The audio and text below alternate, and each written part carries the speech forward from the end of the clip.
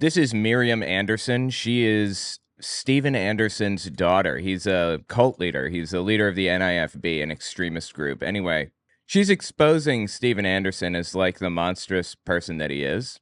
To my knowledge, she actually agrees with all of the religious tenets of their religion still. It hasn't changed. She just thinks that Steven Anderson, her dad, is a complete piece of trash. So I want to listen to this, see what she has to say. It's a conversation with a person named Dead Domain. I think the person's name is actually Jordan. So let's give this a listen and see what Miriam has to say. Why don't you just start telling us your story and who you are and how you got, I mean, not specifically where you are, but how you got to the point that you are with your mother and father, Stephen and Susanna. So, I think it's Zuzana. She's German, but okay. As you said, my dad is Steven Anderson, and a lot of people know him because obviously he's kind of a well-known preacher, especially in like IFB circles, and he started that NIFB or whatever, that whole movement, which is like obviously like an affiliation of pastors. So the thing is though, like what people didn't realize, I don't think in like my church or like other churches, was like he was very abusive, like both to my mom and us, like as kids. From a very young age, I can remember my dad would hit my mom. He would like assault her in various ways. To give an example, which like this is like, you know, something random, but we always had like these bar stools in our kitchen, and I remember as a kid, like they were always broken because he would like throw them at my mom. He would hit her with them. He would like hurl them across the room. Yeah, that you know, that doesn't surprise me at all, honestly. At her head and stuff. And so like we probably bought new bar stools like every month. Like growing up, it was ridiculous. And we were not like very well to do. So like oftentimes we would literally like us kids would like have to like glue these bar stools back together. In an effort to further corroborate evidence for her story, I went through over a decade worth of Susanna Anderson's blog posts on her mommy blog. Oh my God. In several of the pictures, you can plainly see that there are different sets of bar stools that are... Now that's dedication right there. Oh my God, dude. That's crazy. Going through over a decade of her blog posts. That's nuts, man. Wow. Going all the way back and looking at the bar stools throughout decades, like that's the kind of shit you got to do to get accurate information, to really dig into this stuff. It's crazy. Around the kitchen counter. And in one particular image, you can see that some of them have clearly been broken and attempted to be repaired. Wow, that's nuts. That's really interesting, actually.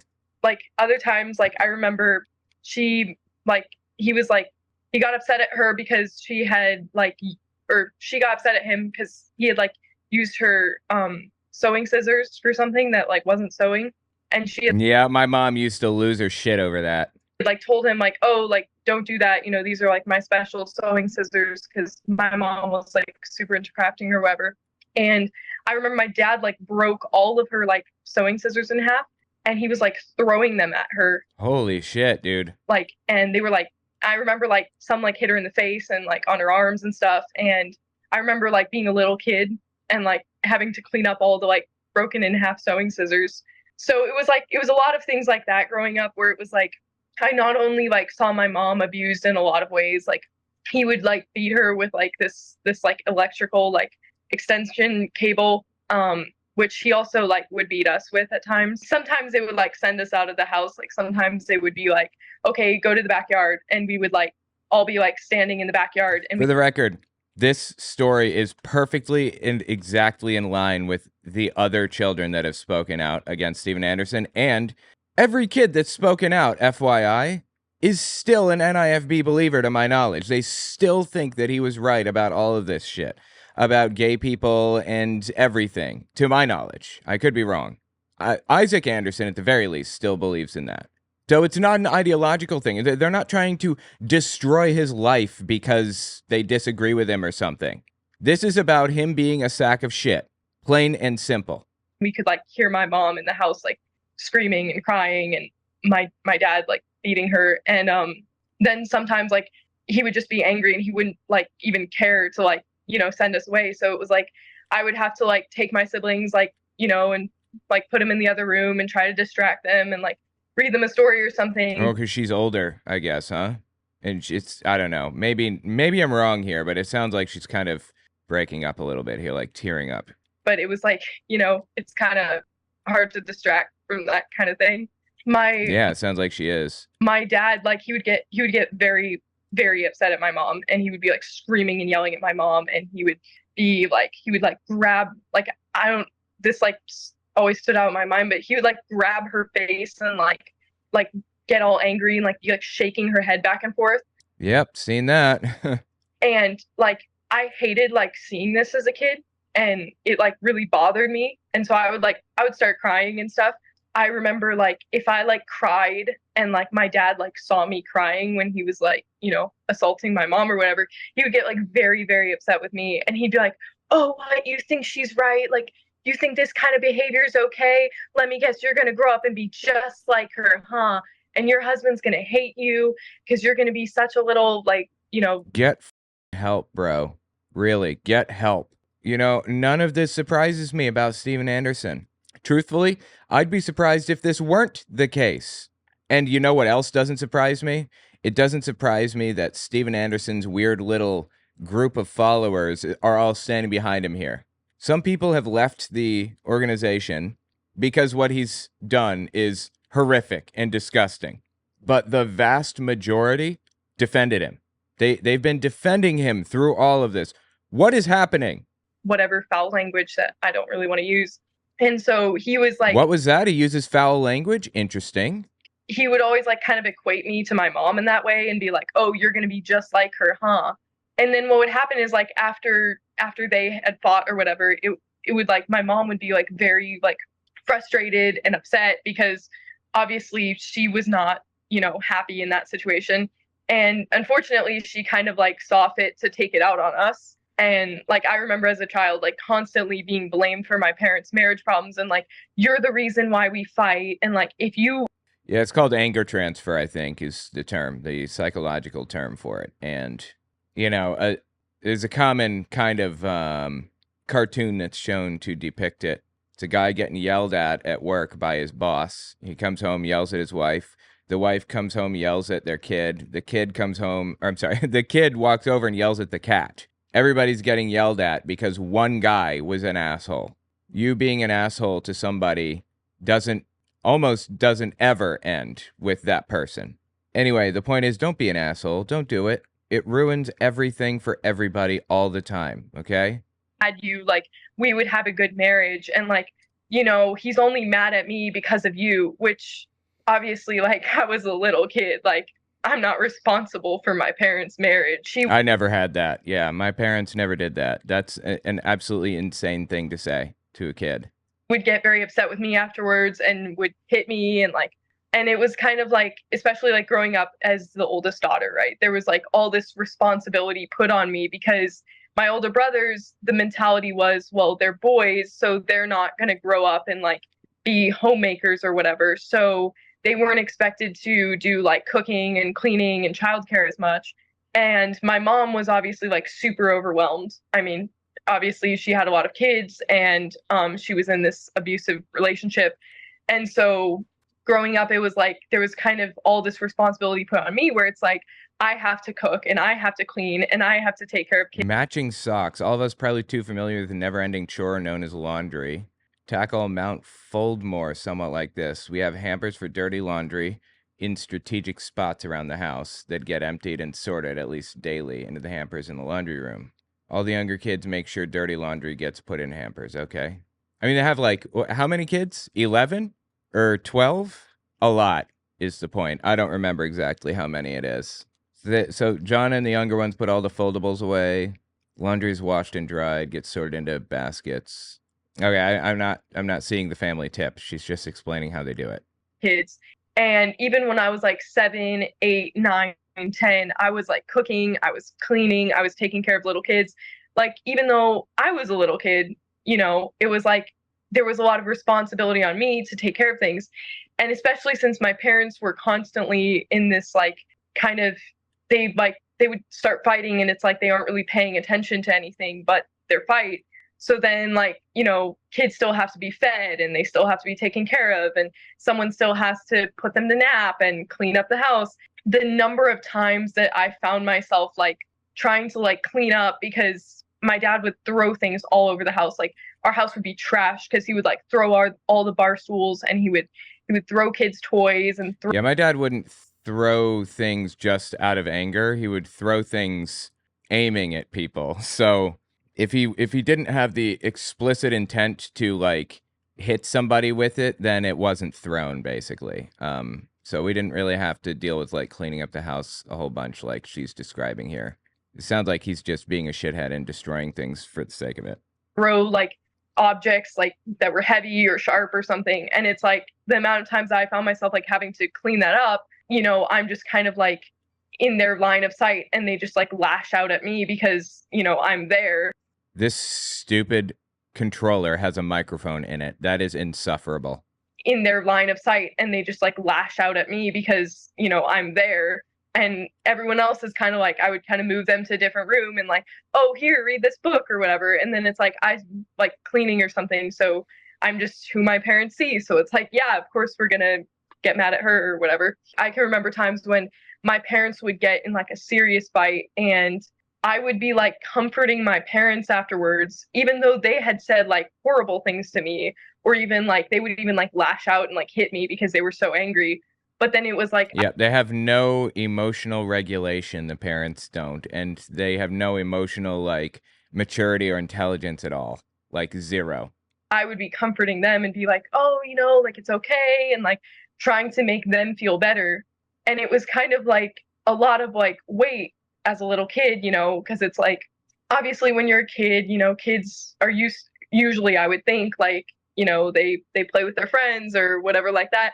And it was like instead it was kind of like I was constantly like feeling like, you know, I'm responsible for my parents' marriage, and I'm the reason why everything's going wrong, and I have to make Grow up too fast. Yep, that's a problem.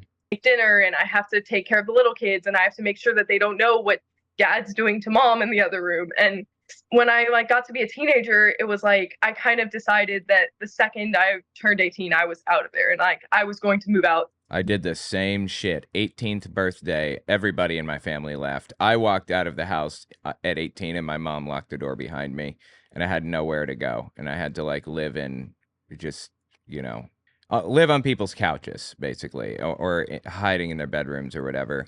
Sucked. It really sucked, truthfully. The day I turned 18. And so it became kind of a thing of like I wanted to be as prepared for that as possible. So I decided to go to college like early, and I wanted to get like good grades and Well, at least you went to college. That's good. That's a step in the right direction. get into better school. I wanted to, by the time I was 18, like have like my 2-year degree. I wanted to have like been working and making money so that the second I was 18, I could just leave because I was so over it. There was a part of me that was a little bit conflicted because I didn't like the idea of leaving my siblings in that situation. I totally get that. I mean, I was the little sibling that was left behind, and all of my siblings were like, they felt terrible. They felt awful that they were leaving me behind. But what were they going to do? What can anybody do? What could she have done in that situation? She had no choices. But at the same time, like I kind of had realized that I was reaching like a breaking point personally because like I was so like unhealthy just being in that environment. Like I would constantly like be physically sick from crying, and like It was not her responsibility. It's the parents' responsibility to not be complete shitheads and scumbags. As a teenager, she could only take care of herself. I do not blame her for that at all. be able to keep food down, and I would lose my appetite for days on end. I had like a bunch of like nervous like behaviors where I would like constantly be like chewing my fingernails and like ripping open like my cuticles to the point where like my hands were like completely like ripped apart. Like my hands were always super bloody, and my mom like made fun of me for this like a ton, of course. I was also like very depressed. You know, it's because Steven Anderson and his family, or his wife at the very least, seem to think that making fun of people solves problems. Bullying people makes things better. Have you guys ever seen, who was it? Was it Matt Walsh that a while back said, bring back bullying, make bullying great again, or some stupid shit? We should be bullying people more. That is so stupid. I don't know what to do with it. It's like, does he realize that bullying makes things worse, that it exacerbates a situation and makes people's nervous habits or like whatever even worse than they were before? Does he realize that? Is he just like being a shithead for the sake of being a shithead, or does he really think this is going to solve the problem? I have to wonder if he intends to solve anything with that kind of shit. And it sounds like Zuzana and Steven Anderson have that same kind of mindset. Sounds like it to me anyway.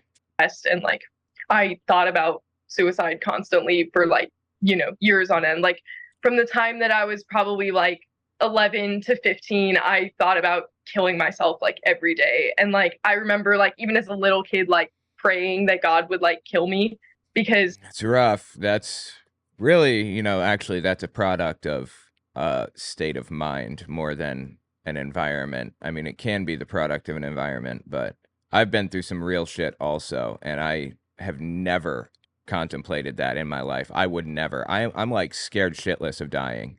I don't want to die. That's like my worst nightmare. So anyway, I guess it kind of depends. It can be brought on by an environment like depression, but it's not a like an what's the word? A necessary product of it, I guess. That's not right, but you get what I'm saying. like I just did not want to be around anymore. And I didn't want to like be mean to my parents or anything. I genuinely like I feel bad for my parents in the sense that like they both have terrible lives and they're not happy and like But they don't. It's the thing. They don't have terrible lives. They have great lives. They're filthy rich, those people are. Steven Anderson and his wife, they are rich. They have terrible lives because they are making their lives terrible, making each other's lives terrible, truthfully. Steven Anderson is making, well, it's the anger transference thing. Steven Anderson's making Zuzana's life miserable, and Zuzana is making everyone else's life miserable in retaliation. So they don't have miserable lives. It's not fair to say at all, in my opinion. Obviously, they've done a lot to like hurt me and my siblings. But it's like I feel bad because at the end of the day, like I'm still young, I can still like hopefully like, turn this around and live a normal life. But it's like from their point of view, like this is their life. And like I always like felt bad because I like knew how miserable they were and like how upset that they were. And so I didn't like want to like be mean or anything when I left. I just wanted to get out of there because I was like, I can't do this. Like if I don't leave, I'm probably just gonna, do something regrettable. I worked really hard at school and I tried my best to like work. My parents did not want me getting a regular job because they didn't want me being like financially able to move out when I turned 18. So I like convinced them to let me like work as a nanny, and I was like trying to save up money that way. And then I actually made the decision to stay with my aunt and uncle over the summer because I was hoping to get a summer job and like save up that money. This is very recent, what she's describing here, to my knowledge. Like just within the past like couple of years, I think. So that I could put it in like a checking account, and as soon as I was 18, I could move out with that money. Funnily enough, like my mom literally said like to my dad about me going, she was like, well, I don't want her to go because they're gonna like treat her really well, and like I don't want her like being treated well by them or something. So she like really did not want me to go. But my dad's like perspective on it was like he was like, oh well, we're sure that like she's gonna annoy them and like, they're gonna blow up at her and like yell at her and whatever. And so like they'll treat her like she deserves and like she'll want to come back or whatever. So I left and I went to my uncle's house, and it was great at first. Like everything was going fine. My parents didn't really like care what was going on. Like they didn't text or call me. Like basically my cousins were going to a summer camp, and my uncle was like, oh, you should go to summer camp. This is kind of your last chance. Like you're already like out of high school. You might as well like go because, you're going to be an adult. Like, so I went to summer camp, and while there, like someone overheard something that I said. So my counselor was like very concerned about me. And because counselor at the camp counselor again, I've never been to like a summer camp or whatever. So it's like she had overheard me saying something. she had kind of realized that like she I guess like knew I guess she like knew who my dad was, and then like because she was like kind of concerned by my behavior, and then she like overheard me saying something about my mom like I'm being wondering, was this camp like part of the religious group? Like, was it a an NIFB camp, or was it a religious extremist camp of some sort, like Baptist extremists or something? I wonder. Like, did they have any loyalty to Steven Anderson? Is really what I'm wondering, or was it just some random camp? like abusive towards me. She basically was like, okay, well, she put the pieces together and was like, okay, something's not right here. So she took me aside and like asked me about it, and I just kind of played it off and was like, oh, like it's not a big deal, everything's fine, like. But she was like, well, I'm a mandatory reporter, so since Oh, beautiful. That's fantastic. I'm so glad to hear that. That's good. Mandatory reporter, yes. I know that you said something about your mom being abusive, like, I have to report this. I kind of freaked out because I did not want it reporting anything, because I was like, well, if she makes this report, my parents are going to know that it came from me in some way. Like, Yep, that they instill this fear in you because they don't want you talking. That's like their deepest fear, abusers that is. Deepest fear is that you're going to tell people what they're doing. I knew that they would know that I wouldn't have made a report myself, but I was like, they're going to know that it came from me, like, at least vaguely. She made the report, and my mom called me a couple days later and was like, hey, there was just this CPS report, and it was about you specifically, and it was about me being abusive towards you. Like, do you know anything about that? I know that I've been there. That's a rough conversation. And I was like, well, here's what happened. Like, I said something at camp. It was, like obviously interpreted that way. And then I didn't want it to become a report or anything, but, she kind of was like worried about me about a bunch of other things already. So she was like super concerned, and like she kind of knew that I wasn't telling the truth when I said everything was fine. So you try to soft pedal it and you say, well, I didn't mean to. It's just somebody overheard it. And then you're pressured into lying to the CPS officer to make it seem not as serious as it was, so that you don't face serious repercussions from the abuser. Yeah, this is a story old as time. I know it. And so at first my parents were like, okay, whatever. But then a couple days later, I guess, they just kind of like freaked out because CPS came to their house, and they were like super worried about like what would happen. And Yeah, because they're preppers too. They believe that like the government is out to get them or whatever. And in this case, the government would be out to get them if they knew what they were up to. If they knew how they were abusing their kids and each other. Oh my God. they didn't want me saying anything to CPS if CPS came to me in South Carolina, where I was like staying. They didn't want CPS to come to me. And then obviously I have like countless stories of abuse on both my mom and dad. I like tried to assure them like, listen, like I won't say anything to CPS, just please let me stay until like when I'm actually supposed to. That right there. Exactly. Yes. That is such a big problem. This is exactly why CPS can't help people. I don't blame her. I blame the abusers. There's got to be a better system than this. It's a system that incentivizes people to keep their mouths shut because of a fear of consequences. What can we do to fix this? Let's look at the problem and think about some way to change this situation. So kids who are being attacked are afraid to say anything because the abuser is going to impose consequences on them. That is to say, they're going to lose their house and their family and their lives and their everything if they say anything to anybody. And of course, the abuser guilts them into keeping their mouths shut. What do we do to fix that? What do we do to prevent that kind of thing in the future? Should there be a government grant that like pays for kids who were taken by CPS? A government grant that helps put them in nice housing, not in foster homes or whatever, but in nice housing, beautiful, big housing. Would that help? Maybe that could help solve the problem. It's just so sad, man. The whole thing is so sad. To go home. And my dad was like, no, like you're you're like the stupidest person ever. Like, I don't trust you to talk to CPS because you're so stupid. Did he Oh yeah. did he really say that? Yeah. Like Of course he did. those exact words?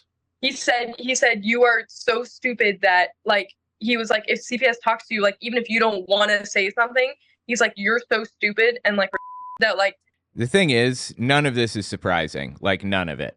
And it's not just because I know Steven Anderson and what he's like. It's because I know what abusers are like. This is super common among just general abusers. If CPS comes to you, like, you're gonna say something and you're gonna get us all in trouble or something. And so I tried to explain to him, like, listen, I won't say anything. I'm just gonna let them know that I'm fine and everything's fine, you know? And he was like, no, like, you're just too dumb. Like, I don't trust you. And he was like, you're flying back, like, right now. And I was like, no, like, I don't want that, like, you know? And so I kind of like dissuaded him from like sending me home that day because he was like so worried about like CPS coming and, you know, talking to me. During this time, he was actually scheduled to preach at a church in South Carolina that had just been like planted by one of his like pastor friends. And so he was like coming and visiting, and I was like super nervous about seeing him because obviously at any time my dad is very like, you know, from 1 second to the next, he can just snap and like get super angry. And like, he'll go from being like pretty jovial and like joking around to like having like zero mercy and just like. That's how it works. Yep. That's pretty common. Like freaking out at somebody in like 1 second. Because I knew that things were already like very fragile with my parents, I was super worried about it because I had like narrowly avoided being sent home that day. And it was only because I agreed, like, okay, I won't say a word to CPS. Right. Like, I understand she's with her uncle. I'm just going to lay low, like, you know. And so my dad came to town. Thankfully, he wasn't staying at my uncle's house. So I only saw him a couple times, and I just tried to, like, you know, politely avoid him, not really talk to him. I didn't really want to talk to him. And like, I made sure to like never be in a room alone with him, essentially, because I was like super worried about like, okay, I don't want to be sent home and I don't want him like getting super upset and like, you know. And he left town, and a couple days after that, I guess, my mom like heard more about the report, and she was like convinced that like I had said something like specific and like wanted to get them in trouble.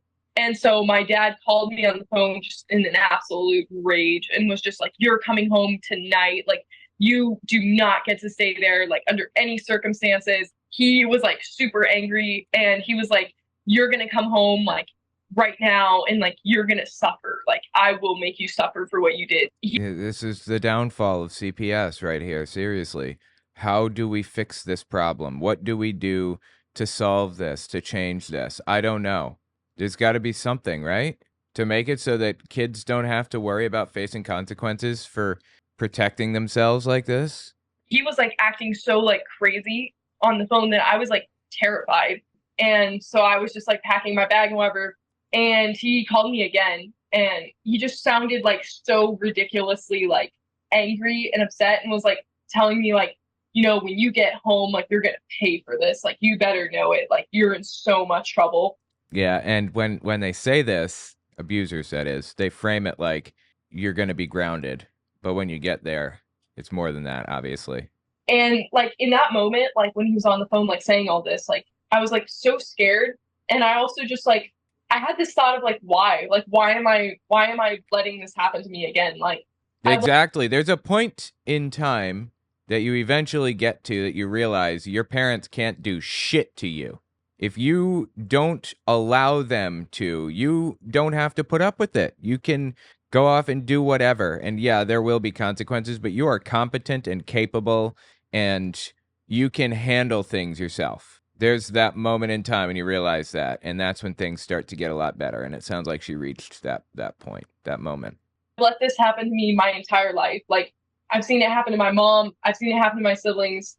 I can't even count the number of times I've had this happen to me where he just blows up at me and freaks out and starts, you know, hitting me or whatever. And I was just like, why am I going to put myself through this again? Like, do I really want to go home and just be told that I'm trash and have my head slammed into a wall? Like, I'm a grown woman. Like, why am I not like taking responsibility for myself? Like, this is ridiculous. Yeah, the moment you realize that you're actually a grown adult is the moment when things start getting a lot better for you.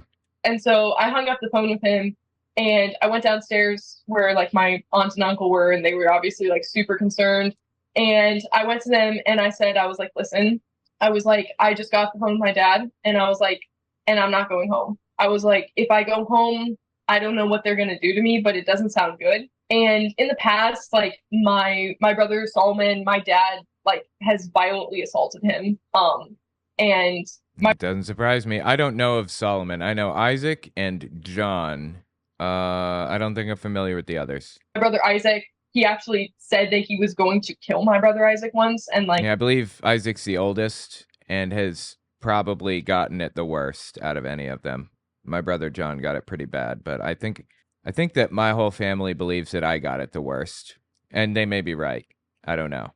Because I was, it was more spread out when others were there. And when they all left, I was the youngest. It was just me. I was alone there. And I was the focus of my dad's ire. He wasn't even really physically attacking my mom anymore. He was obviously just like emotionally breaking her down, but the physical torment was reserved for me mostly, for by and large, not entirely, obviously. was he like bashed my brother Isaac's head into the floor and then stepped on it, which is obviously very extreme. And in both situations, like the first one with my brother Solomon, my parents, like, he hadn't done anything like significant or anything. It was actually because he had like watched YouTube and The Office, if anyone's Yeah, they're not allowed to use the internet, but they always found their way around it, I understand, based on what Isaac was saying. They had these little burner phones that didn't have service, but they'd hit the WPS button on the front of the router that would allow them to connect with a device without a password. That's really, really clever, actually. And they would just use like this burner phone with no service to connect to the internet and look at stuff. That's really smart. familiar with that show. And in the second situation, my parents like were upset at him for some other things, but it was like the first situation, my parents were not even like, it wasn't like a major like rule breaking, because When she says some other things, I don't know for sure, but I'm guessing she's probably talking about this text group chat that they were caught in, where they were saying some really edgy teenager things that, jokes that teenagers make, really bad stuff it's horrifying to look at now, but, teenagers like being edgy, so whatever. And when those group chats came out, half the congregation left. Like, people were really, really unhappy with what they found out in those group chats. I mean, it was just him being mildly racist because he thought it was funny. I don't know if, whether he believes that racism is right or accurate or whatever, that's outside of whatever else. He was just being edgy at the time. And it lost his dad like a lot of credibility in the church. And why the hell can I not find? I'm right on top of this thing right now. Where is this? It's right here. I don't understand why I can't find this thing. Is it down here? Am I supposed to go in a cave? Yes, I am. A cave. Oh my God. They should give you some indication of that at least. I was thinking back on these like past events of like, okay, as a little kid, it's like you steal a cookie or something and your parents are gonna like beat you up with like an electrical cord or something, or like we would like make a joke that like, my parents didn't like, or we would say something in public that was like embarrassing. Or yeah, my dad would just get like infuriated randomly. So he had intermittent explosive disorder. He'd just go crazy out of nowhere. I was changing the trash and I was like, doing this with the bag, try to get air in it. And he lost his shit because it was being too loud. Or putting dishes away was too loud or whatever. Like, if I caught his attention at all is what it was really about. If I caught his attention, it would be bad. Be too loud or something. And it's like, oh, that's funny. That's weird, right? Is it weird to anybody else that abuse victims all deal with the exact same shit? It's like, do they go to class for this? The abusers? Is there like a school, like a summer camp for abusers, people who want to be future abusers, whatever? The hell? Would say something in public that was like embarrassing or be too loud or something. And it's like, we would get the fire beaten out of us, where it's just like we have bloody marks and bruises and we're wearing long sleeves for like 3 weeks afterwards. Yeah, I couldn't go to school. I couldn't sit down. Literally, I could not sit down because I was like black and blue. I had to lay on my stomach. I was so fucked up for days. I thought to myself, like, how much more when he's this angry is he gonna just go insane on me? Because also, as a child, I was like very like I went along with anything my parents said. I like did everything I could to not get in trouble. Like I pretty much let my parents do whatever they wanted to me. And like if they told me something, I just did it blindly because I was like terrified of my parents. And so I thought to myself, like, this is the only time that I've like really, really upset them. And I thought, like, in the past, if they've already like done so much to hurt me, like physically and emotionally, I was like, if I come home now, like, I don't know what's going to happen. There's no telling happening. There's no telling what's going to happen. And they were like, no, absolutely not. They were like, we love having you. They were like, we're your family. We have like an obligation. The parents said that? I mean, she should know better than that. She obviously does know better, right? To take care of you. And they were like, honestly, it's been super hard, like, you know, knowing about the situation in the last couple of days and like not really being able to do anything because our hands were tied. So they were like, you know, if this is like your final decision, then yeah, we would be happy for you to come and live with us. I texted my parents when I was no. So she's talking about her uncle was saying this, right? I'm trying to understand the chain of events here. Not really being able, super hard, like, you know, knowing about the situation in the last couple of days and like not really being able to do anything because our hands were tied. Right. I think it was the uncle that she's saying this to, her aunt and uncle. I believe Steven Anderson's brother. Maybe not. So they were like, you know, if this is like your final decision, then yeah, we would be happy for you to come and live with us. I texted my parents when I was like supposed to be arriving in Phoenix. I just kind of texted them and said, I'm not on that plane. I never got on the flight and I'm not coming home. Boy, that takes an apple bag for real. Oh my God. I had to live with my brother for a while. I left my parents and lived with my brother because it was pretty rough. And, you know, I don't think my dad liked that very much, but my mom, like, wouldn't take no for an answer. So, anyway, living with my brother is actually worse. But believe it or not. I was just like, and I went about it in a very like nice and graceful manner. I was just like, hey guys, I love you. I forgive you for everything. But I was like, I don't want to go. That's really interesting. She forgives them for everything. So they realize that there's like, you know, a problem going on here then, right? Uncle and aunt that gave her a taste of real life, right? That's what I thought. Okay. Dear Mom and Dad, I will not be flying home tonight or any night for that matter. I've made a decision to stay in South Carolina, not happy at home, and feel it's better for my well-being if I don't return. I have no intentions of making this a public scene or involving anyone else. You're welcome to tell people if I asked that I simply am on vacation out here. I have no ill will toward either of you, but I don't approve of your parenting and the environment of your household. I love you both, but our relationship is neither healthy nor sustainable at this time. I'm doing what I feel is something best for me, I assume. Anyway, wow, that's interesting. Go home because I was like, I don't feel safe going home. And I had told my parents previously, like, I'd actually told them, I had said, like, I will come home and stuff, but I was like, if you can assure me that you're not going to lay hands on me. And of course they didn't because that was their exact plan. I was very like kind about it because I'm actually surprised that they couldn't guarantee her that because most of the time they'll, you know, abusers will guarantee, oh, of course, I'm not going to do that. What are you talking about? That's not me. You know better than that, you know? And then it all falls apart in like a second. It's like, I didn't want to like be mean to my parents. I mean, like, no matter what they've done, I don't really believe in like, you know, being hateful towards people. Yeah, I'm not sure about that exactly. If she still believes in the NIFB theology, then I simply disagree, madam.